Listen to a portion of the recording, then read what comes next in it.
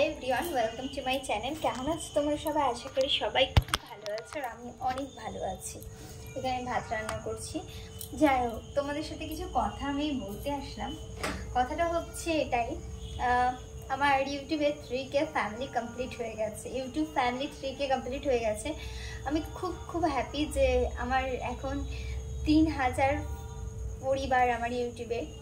তো এটা খুব আনন্দের কথা আমার জন্য, কারণ আমি অনেক স্ট্রাগল করেছি এই দিনটা আসার জন্য। আমি কখনো ভাবিনি যে আমার 3000 সাবস্ক্রাইবার হয়ে যাবে। আমি একটা সাবস্ক্রাইবার পাবো এটাই আমার কাছে অনেক, বাট আমার 3000 ফ্যামিলি, তো আমি সত্যি বলছি অনেক হ্যাপি। এবং আমার এই জার্নিতে আমার সাথে অনেকেই ছিল, যেমন আমার বাবা মা, আমার শাশুড়ি শ্বশুর, আমার হাজবেন্ড, আমার ননদ, আমার মেয়েও ওকে ভিডিও করতো, দেখেছে হয়তো অনেক ভিডিওতে, আমার বোন, তারপরে হচ্ছে আমার ফ্রেন্ড, আমার অনেক কাছের মানুষ যারা আমায় প্রতিদিন মোটিভেট করতো যে তুমি ভিডিও করো, হবে একদিন, অবশ্যই হবে, আর চেষ্টা করলে মানুষের কি না হয়। যাই হোক, এরকম একটা ব্যাপার, সবাই আমায় সাপোর্ট করতো। তো আমি আজকে যেটুকুই কিছু হতে পেরেছি আমার পরিবারের, আমার বন্ধু বান্ধবের আর অনেক স্পেশাল মানুষদের জন্য, যারা আমাকে অনেক মোটিভেট করেছে। জাস্ট এক সেকেন্ড আমি ভাতটা উপর দিয়ে দিই। এভরিওয়ান, আমার নাম হচ্ছে তৃপ্তি সরকার। অনেকে জানতে চেয়েছো চ্যানেলটাতে যে নেমটি আছে ওই নামটা কার। আমার নাম হচ্ছে তৃপ্তি সরকার এবং আমি থাকি হচ্ছে দক্ষিণ দিনাজপুর জেলার হরিরামপুর গ্রামে। আমাদের এই গ্রামটি হচ্ছে প্রাকৃতিক পরিবেশ নিয়ে, এবং এখানে একটি এবং আরও কয়েকটি হচ্ছে ঐতিহাসিক জায়গা রয়েছে। আমার এটা শ্বশুর বাড়ি। আমার ফ্যামিলিতে আমার শ্বশুর মশাই থাকেন, শাশুড়ি মা থাকে, আমার হাজব্যান্ড থাকে আর আমার ছোট্ট একটি মেয়ে থাকে। আমার হচ্ছে একটি কন্যা সন্তান এবং তার নাম হচ্ছে পর্ণবী সরকার।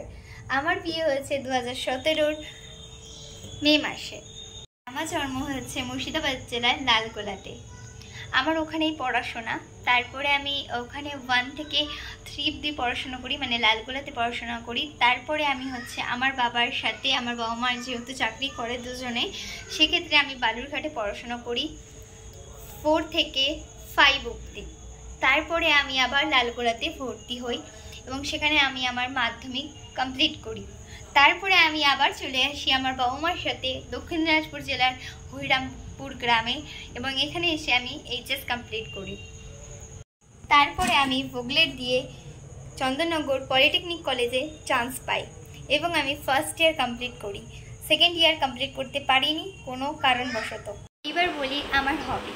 আমার হচ্ছে কবিতা আমি অনেক ছোট থেকে শিখেছি এবং আমার যখন 3 বছর বয়স তখন থেকে আমি কবিতা শিখি এবং আমি কবিতা বলতে খুব ভালোবাসি।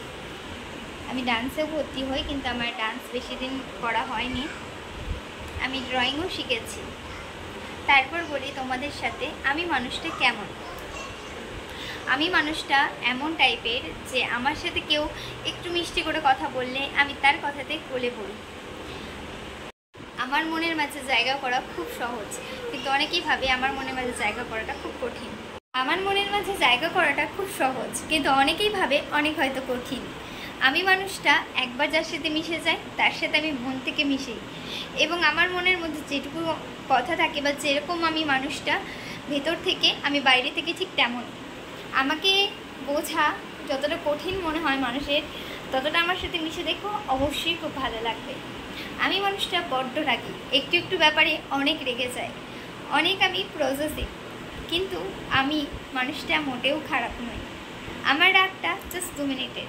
এই 2 মিনিট যদি তুমি আমার রাগ সহ্য করতে পারো, আমি তোমার সারা জীবনের রাগ সহ্য করতে পারবো। আমার কাছে বন্ধুত্ব মানে হচ্ছে অনেক ইম্পর্টেন্ট একটা জিনিস। আমি ফ্রেন্ডশিপ করতে খুব ভালোবাসি এবং আমি আগে জানো আমি অনেক ফ্রেন্ডশিপ করতাম, অনেক সম্পর্ক যুক্ত হতাম, কিন্তু পরে রিয়েলাইজ করলাম যে তারা আমাকে বোঝেই না।